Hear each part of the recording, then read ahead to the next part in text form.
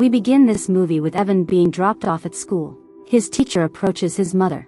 She tells her she needs to see a picture her son drew. The class assignment was for everyone to draw a picture. A picture of what they wanted to do when they grew up. She shows Evan's mother his picture. It's him standing over two bodies with a bloody knife. The teacher tells her that he didn't remember drawing it. She takes him to a psychiatrist. The tests come back negative. The doctor suggests that Evan starts a daily journal. Then we see Evan writing in his journal. His mother is getting ready for work. She enters the room and sees Evan holding a knife. She asks him why he has the knife. He looks at the knife and drops it. He asks his mother what happened. She asks him why he has the knife. He replies, "I don't remember." She holds him close. She drops Evan off with George before going to work. George has 3 children, Kaylee, Tommy, and Lenny. She is unaware that George is a pervert. He is filming Evan and Kaylee. Suddenly Evan has another episode. He asks, "Where am I?" George tells him to stand still. Evan replies, "I was just somewhere else." George tells him to settle down. He threatens to tell his mother that he's a troublemaker. Evan asks Kaylee what just happened. She doesn't respond. Tommy sits on the stairs, twisting a doll's neck. Evan's doctor suggested he visit his father. He's in a mental institution. Evan writes in his journal while they drive. He writes, "Today I visit my father. His name is Jason. He's crazy and in a hospital. I hope he lets me call him Dad." They put Evan in a room. He waits for his father to be brought in. Then the door opens. His father enters the room in chains. He tells Evan, "Don't be afraid, I won't bite." Then he attacks Evan. He jumps over the table and starts choking him. The guards rush in and knock him out. Evan looks down at his father. Blood is coming out of his head. Evan and his mother are at the cemetery. Evan's father is dead now. Then the movie skips 6 years into the future. The same kids are in the basement. They're smoking and trying to decide what to do. Tommy finds a stick of dynamite. He tells the others, "Let's go scare the crap out of someone." They decide to blow up a neighbor's mailbox. Evan puts his lit cigarette on the fuse. He tells Lenny, "This will buy you about 2 minutes." He drops the dynamite into the mailbox. Then he runs back across the street. But then we see all of them out in the woods. Evan can't remember what happened. There's an ambulance in front of the house. Evan's mother questions him. She wants to know what happened. Evans can't remember anything. Later, he writes the events in his journal. His mother takes him to see the doctor. He hypnotizes Evan. While he is under hypnosis, he becomes very agitated. His nose starts bleeding. Something terrible happened at the mailbox, but no one knows what it was. Then we see the kids strolling through the woods. They come upon Tommy. He has Evan's dog. He is putting it into a sack. Then he starts pouring kerosene on it. Evan runs over to save his dog. Tommy swings a large stick at him. He hits Kaylee instead. Tommy blames Evan for his mistake. Then he hits him too. He continues to stomp Evan while he's on the ground. The dog is desperately trying to escape. Evan tries to bring Kaylee around. Tommy torches the innocent dog. During this time, Evan blacks out again.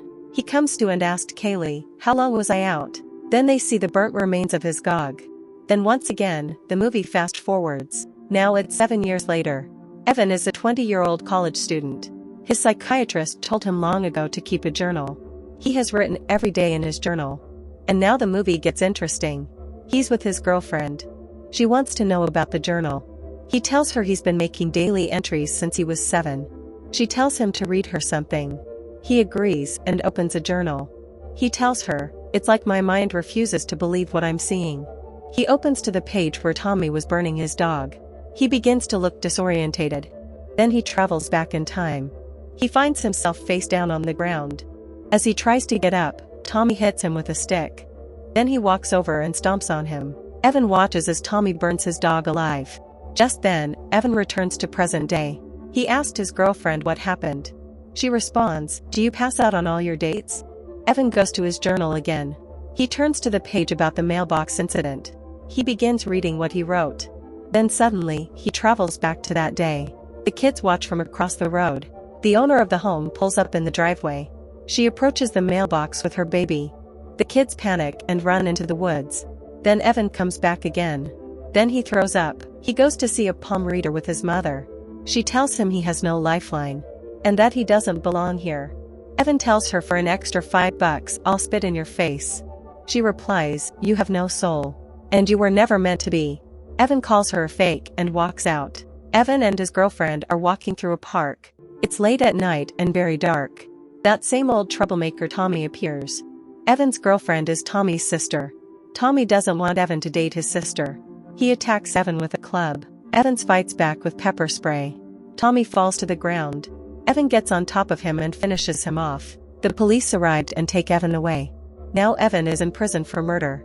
His cellmate warns him to watch out for the Brotherhood. His first meal is a disaster. Other inmates take the food from his plate. His cellmate shares his food with him. His mother comes to visit him. He tells her he needs his journals. Then we see him walking around with his journals. The Brotherhood starts harassing him. He reaches down to pick up his journal. The other prisoners grab it. They begin to tear the pages out. This angers Evan. He tries to hit the attacker, but the inmate does a number on him. The guards break up the fight. The leader of the Brotherhood stands over Evan. He grabs his hair. He tells him, "We'll be seeing you later." Evan returns to his cell. He tries to organize his journal. A lot of the pages are missing. The next day he is mopping the floor. The Brotherhood is reading his journal out loud. Everyone is laughing and making fun of Evan. The following day, Evan is out in the prison yard. He tells his cellmate about the journal. He tells him that Jesus speaks to him in his dreams. His cellmate responds, "Yeah, sure, whatever." He convinces his cellmate to help him. He has a plan for dealing with the Brotherhood. He goes to the leader's cell. He tells him that he wants to make a deal. Evan asks, "What do I have to do to survive in here?" They reply, "Okay, then let's see what you've got." Evan gets down on his knees. Then he pulls out a knife and kills them. Evan's cellmate secures the cell door. Evan begins reading a page from his journal. Then just as they enter the cell, Evan disappears. He reappears back when Tommy was burning his dog. Only this time he talks Tommy out of doing it. He feels good about saving his dog's life. But then Lenny stabs Tommy in the back. Well, that didn't go as planned. Then he blacks out. He comes around back in his college dorm room. He's laying on the floor with a bloody nose. His roommate finds him and calls 911. Then we see him having a CAT scan on his brain. The doctor says he's never seen anything like this. Back in his room, he reads from his journal.